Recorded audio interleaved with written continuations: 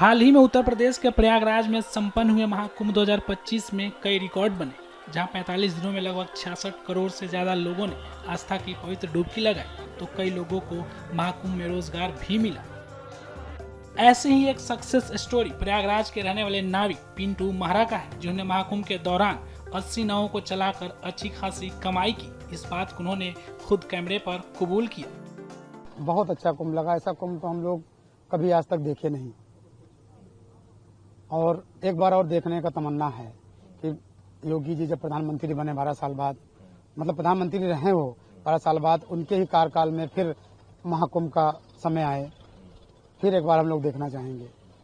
जी, इस कुंभ का आपके प्रति क्या योगदान रहा? क्या आपने इसमें अनुभव लिया? क्या पाया इस कुंभ से आपने? हमने बहुत कुछ पाया, पैसा भी पाया और आशीर्वाद भी लोगों का पाया, और हमको जो लगा भाई अच्छा काम भी करना, लोगों को नहलाना, कम पैसों में नहलाना, फ्री में नहलाना, गरीबों को नहलाना, अमीरों को नहलाना, विकलांग लोग को नहलाना, ये एक अच्छा कार्य होता है जो हमने किया। पैसा भी कमाया हमने, हमारे पूरे खानदान में सभी लोगों ने पैसा कमाया, हमारे पूरे जितने भी निषाद समाज है सब ने पैसा कमाया। जी, योगी आदित्यनाथ जी ने भी तारीफ की है जी, जिस तरह से विपक्ष इल्जाम लगा रहा था कि नाविकों को नहीं मिल रहा कुछ, तो योगी आदित्यनाथ जी ने कहा कि नाविकों ने भरपूर कमाया। जी, भरपूर कमाया, जी भरपूर कमाया। विपक्ष तो कुछ भी कह सकती है, उसके लिए तो हम नहीं बोलेंगे। देखिए, हम तो राजनीति वाले हैं नहीं, छोटे से नाविक हैं, तो हम भाई नहीं बोल सकते हैं किसी के लिए। अच्छा बोल सकते हैं, बुरा नहीं बोल सकते हैं। जी, अच्छा, जीवन का दौर कैसा रहा? इस मुकाम तक आप पहुंचे हैं आज आप? जीवन का दौर बहुत अच्छा नहीं रहा भी अच्छा। खाने पीने का था, पिताजी थे तो अच्छा था, पिताजी एक्सपायर हो गए, उसके बाद चलता रहा, और इसको बनाने के लिए बड़ा मेहनत करना पड़ा। 6 महीने से बनवाना था, 6 महीने लगा है। उसके बाद उधार लेना, यहाँ तक कि सोना गिरवी रखना घर का, बहुत लोगों से उधार लिया, सबको दिया। जी, जिससे नहीं मांगना था उससे मांगा, क्योंकि उस समय पैसा नहीं था, पैसा नहीं मिला।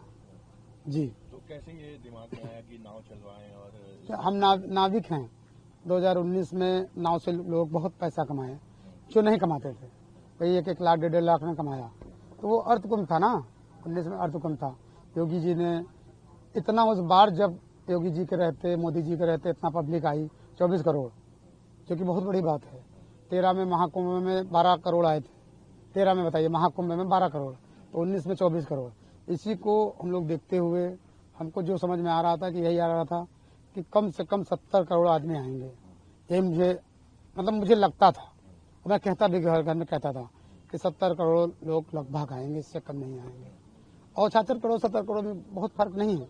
जी, तो कैसे घर वालों ने साथ दिया इतनी नाव बनवा? क्योंकि पैसा भी बहुत। घर वालों ने साथ दिया, लेकिन घर वालों ने कहा कि बेटा, माताजी ने, भाई ने, घर में कि ये घाटा हो जाएगा तो कैसे करोगे? तुमको घाटा हो जाएगा, देखेंगे, घाटा हो जाएगा, जो पैसा कमाए रहेंगे तो देंगे और नाव बेच देंगे, करेंगे कुछ ना कुछ तो करेंगे ही।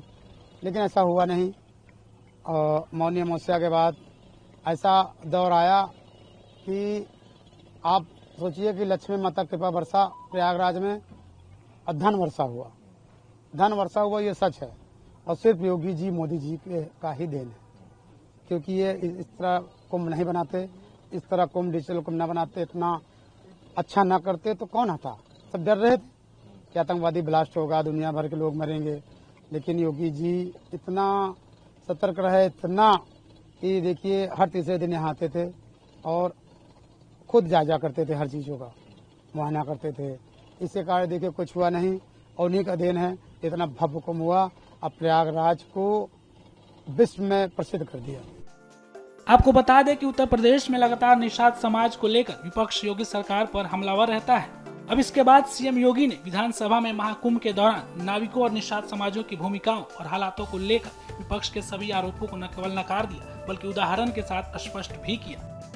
एक छोटा सा उदाहरण पर्याप्त है, बहुत सारे ऐसे उदाहरण हैं जिसमें प्रयागराज का है, और वह समाजवादी पार्टी इसमें ज्यादा चर्चा कर रही थी कि नाविकों का शोषण हो रहा है, नाविकों को देखभाल नहीं की जा रही है। मैं एक नाविक परिवार की एक सक्सेस स्टोरी यहां पे बता रहा हूं। ये नाविक परिवार जिनके पास 130 नौकाएं थी, 45 दिनों की अवधि में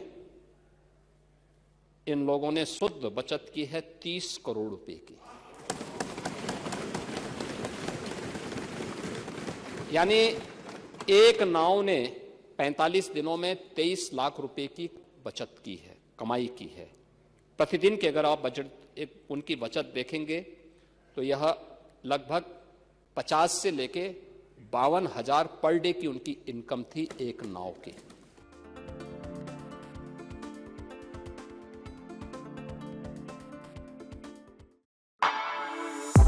For exclusive and insightful videos, subscribe to our new channel ABP Live Premium.